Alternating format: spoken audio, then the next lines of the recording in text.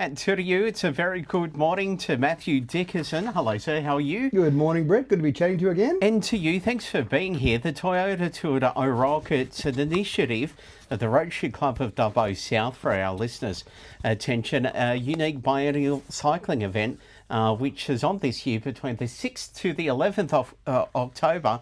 700 kilometres, man. How do you do it? Well, we've actually cut the distance back. When we first started it way back in 2013, it was around the 1,100 to 1,200 kilometre mark each time we did it. Goodness. And that was fantastic. We made it an epic ride. That was the whole idea. Let's make it an epic ride. Let's really point out the area that services Macquarie Home Stay is a huge area. So let's get on our bikes for 6 days and ride those distances over 200 kilometres on most of those days. Now, we ran it that way for a number of years, and then a light bulb moment occurred. Okay, what was the light bulb moment? What we realised was we had people, this is after many tours, took us a little while to catch on. Okay. We had people that had come along to the great region we have out here from various metropolitan areas. So we had people from Perth, we had people from Sydney, we had people from large metro areas, and we'd talk about these great areas out around here, Dubbo with our zoo, and then you go to Bourke, and you go to Warren or the fish traps, and you've got all these areas. But what we realised is we'd be riding 200 kilometres through the day. That's fairly exhausting. It's a fairly long day. So the best we could do when we got into each of these locations, after talking about how great they were, is we'd go to a motel, have a shower, go to a dinner because there'd be a fundraising event each night, in bed because we're all tired after riding 200 kilometres, and then get up at 6 a.m. the next day and do it. And we went, we should give these riders an opportunity to experience some of these locations. So we came up with the concept of cutting the ride back in distance, still pretty reasonable distances. You're talking about 100 to 150 kilometres per day over 6 consecutive days. But then we're getting into these locations at maybe 2 o'clock in the afternoon, and we've got time to go and look at some of the local attractions. So we've tried that last time, and we're going to do it again this time around.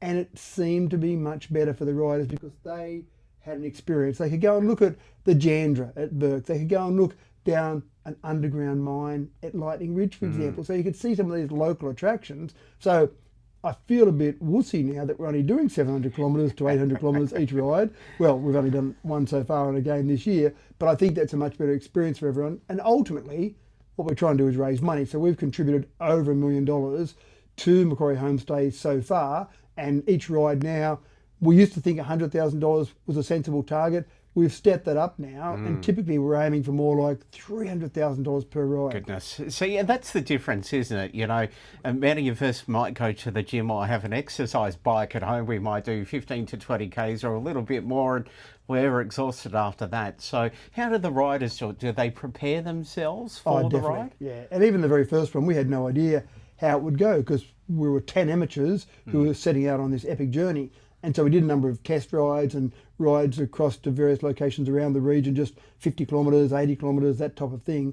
But the reality is that most of the riders that do it, they're regular riders anyway, and they'll do their morning ride maybe of, say, 30 kilometres. That's each morning they get up nice and early, maybe not so much this morning because it's so cold, but most mornings they'll get up and do about 30 kilometres. So the way we break it up is we say, okay, let's make it a 30 kilometre ride, and then we have a little break. And so we've got a great support crew that has, I often call it a smorgasbord. They have a smorgasbord laid out for us, and after 30 kilometres of riding, we have a 10-minute break. And then it's almost reset the mind and go, well, I'm not riding 200 kilometres today or 150 kilometres, I'm riding 30 kilometres, and then you have a break. And then after 10 minutes, you have something to eat, you get back on the bike, and go, I'm going to ride another 30 kilometres. So that seems to have been an effective way to break it up to make sure that you can get through the day, because when you start off with that first pedal and you think, I've got to do this several 100,000 times over the next day, it can get pretty daunting.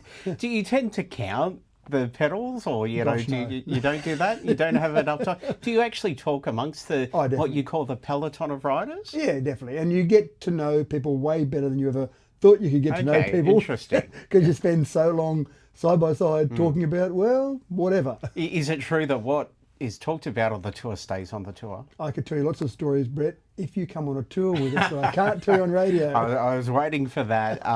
Obviously, you're raising funds for Macquarie Home Stay. For anyone that doesn't know or is new to town, what is Macquarie Home Stay? It is a wonderful facility that allows people from the region to come and stay at somewhere that's affordable while they're attending to any medical needs. So if they need to have a stay at hospital, if they need to, if they're about to have a baby and they need to be in Dubbo ready to go into a baby or have a baby at Dubbo Base Hospital, anything that you've got that's a medical need, you've got Macquarie Home Stay, and you receive a thing called IPTAS funding if you need to go to somewhere, to travel somewhere for a hospital stay. And so that IPTAS funding is basically most of the payment that goes to Macquarie Home Stay, and then there's a small payment on top for the individual. But we heard on one of the previous tours a very heart-wrenching story about a gentleman at Bourke who told us a story before the auction, which worked very well, that he said he had a cancer diagnosis and he just accepted the fact that he was going to die. And you can imagine everyone in the room's almost in tears thinking this guy just had to accept that because he simply couldn't afford to go to Dubbo and stay there because he needed extended cancer treatment. Then he heard about Macquarie Home Stay. He stayed there for several months on and off, and then he said, I'm still here today, when he gave this particular speech, and he's still alive today because he had the ability to stay at Macquarie Home Stay, so somewhere he could afford to do that. So it is making a difference to people's lives, and I think that's the riders that go on these events. That's where you see those people, they say, we are making a difference to people's lives. And with the building of the Western Cancer Centre, and I know the Western Cancer Centre Foundation is there, it all works hand in hand with the hospital and those people coming out, doesn't it? Yeah, it does. And it started, the initial concept was the late Lillian Brady, former Mayor of Cobar, and Dawn Fardell, when she was the independent member for Dubbo. They put their heads together, and the initial focus was Lillian, being the Cobar Mayor, saying, ladies from Cobar are having babies in ambulances or on air ambulances because they're leaving it too late to then say, oh my gosh, I'm about to have a baby, and then rush to Dubbo. So initially was somewhere to stay while you're waiting to have your baby. Now, it is that, but then it's grown to be so much more now. Yeah, which is fantastic. Let's talk about the online auction, because you've been uploading all of these little items that I've been looking through. Now, I accidentally started printing what you sent me, the details, and I didn't realise there were so many. How many items have you got in this? We've got over 200 items so far. I'm going to say well done to the Bourke community. When we go through each particular location, we'll typically have a dinner, an event, an auction at each location as part of the. And when we went through Bourke last year, in the event that we had last year, unfortunately a local gentleman had died a few days earlier, and the funeral was planned as a complete coincidence on the day that we went through. And so the Bourke community, and we agreed, thought it would be inappropriate to have a fundraising auction on the same day that this local identity was going to have his wake. You can say his name, I don't mind. Yeah, so Ted Rice from Splashy Cola. So well-known gentleman, and the concept there was we would miss out on a major fundraising event. The Bourke community said, we'll do an online auction. We'll do something where we'll replace that. And so they have replaced it 10 times over. So there's some great locals out there. You've got Lisa Crothers from the Bourke Rotary Club. You've got Leonie Brown from Berkshire Council, the GM out there. And they've gone out and just said to the community, can you donate some items for this auction? Well, donate some items. They did. Tenfold. Tenfold, that's right. So as they'd have 200 items, and the variety of items is incredible. You've got a 50,000 litre water tank. You've got jerseys. So I've put every jersey. I managed to scrape up a jersey from every year we've done Tour de OROC. So you could buy the whole selection on there. Cool. You've got meat at butchers in Bourke. You've got car inspections. You've got things from a few dollars to things worth $10,000. You've got dinner with a gentleman out there in Bourke, a well-known local identity. It's already up to $5,000 just to go and have dinner for two. So the community is very, very appreciative of what Macquarie Home Stay does. So they're very generous in what they do, both in the donations and in the bidding so far. So last I looked at it, which I looked at it before I came in this morning, Brett, there were about 700 bids on those items, but the whole idea is it culminates on Saturday. So we're really trying to ramp it up, and we close the auction off on Saturday. And it's a different concept. We're not holding a dinner. We're not going through all the expense and the trouble of organising dinner. We said we'll actually appeal to more people if we do it online. So that's where it's running at the moment, but well done to the Bourke community. They have been fantastic in what they've managed to have donated for this particular auction, and lots of people from around the area as well. I saw auction donation items come in from Mudgee and from here from Dubbo. Actually, what I really like about this from a Dubbo perspective is people in Dubbo are very generous donating money for Macquarie Home Stay.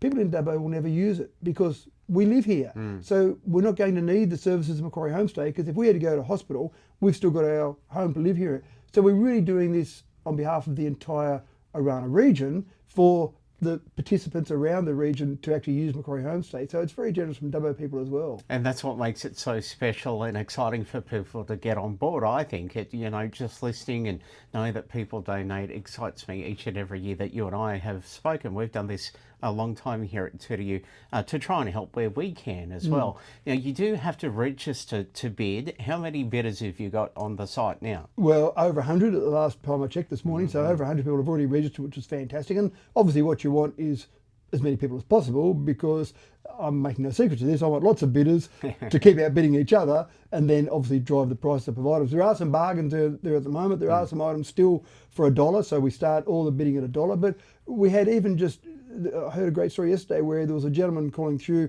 who used to be involved with the Newcastle Knights, and he heard about the auction. He wasn't from Bourke, he was going through Bourke, heard about the auction.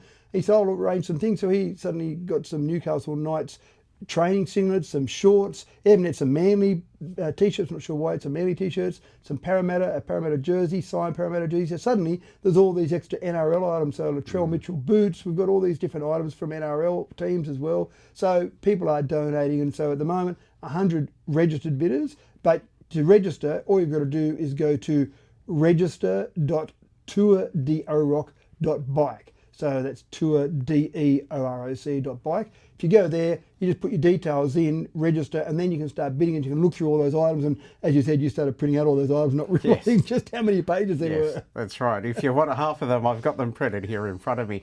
Matt, did you ever think that it would get so big? And I know that we're doing it for the right causes, but I don't know how one would start out imagining how this is going to go to now, how it actually has grown so large. Complete opposite, Brett. I always imagined it was a one-off. When Rod Crowfoot came along and spoke to an OROC meeting many years ago, 2013, he was talking about the fundraising that needed to kick off for Macquarie Home Stay. It wasn't called Macquarie Home Stay at that stage, but for this particular facility. And I spoke to him afterwards and I said, I've got this random idea. If you need to kick off some fundraising, maybe we could do a bike ride around the region, get the mayors involved. And so, of course, we called in the person who knows everything about bike rides, which is Andrew McKay, had a discussion with Rod and Andrew. I said, look, I'll go and organise that. It seems pretty easy. I'll just get 10 people, just a small group. We'll do a one-off bike ride just to really kick it off. And that was incredibly successful. $176,000 we raised in that very first one in 2013. I managed to get every mayor in the Arana region on a bike for varying distances, some for 10 metres, some for 50 kilometres. So different riders, different mayors got involved, but the community got involved. And to me, I kind of said, that's it, I've washed my hands of that now. Fantastic, it's over and done with. And on the back of that, you might remember the Cobra Transition Fund money. An application was then put in and there was a couple of $1 million that was basically achieved for that. And part of the process there was A, the amount of dollars that have been raised, but also B, the community support around the entire region. This whole entire region had already raised $176,000. Wow, this is a really good facility. So the state government kicked in some millions of dollars there. And that was it. As far as I'm concerned, one off, I've done my job, move on and do the next thing. But of course, then people said, well, maybe you could do that again, and maybe we could keep the fundraising going.